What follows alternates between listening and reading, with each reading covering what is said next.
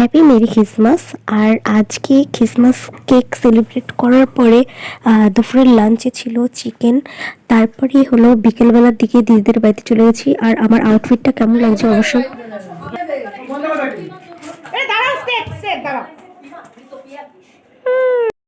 দিদির দের বাড়িতে এসে দিদির বেবিটা তো কি করছিল তোমরা দেখতে পাচ্ছ। তবে দিদিদের বাড়িতে সেলিব্রেট করলাম, ক্রিসমাস সেলিব্রেটটা করেছি সেটা তোমাদেরকে দেখাতে পারিনি। তারপরে পানিহাটির মেলা ছিল, বই মেলা, সেখানে এসছি আর খুবই এনজয় করছিলাম।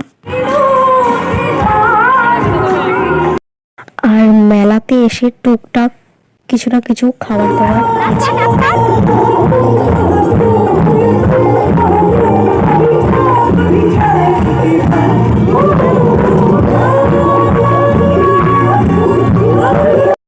আর এইদিকে তো দিদির বেবি তো খুব এনজয় করছে, গানের তালে তালে নাচ করছে আর ডোরেমনের সাথেও একটু আড্ডা দিচ্ছিল।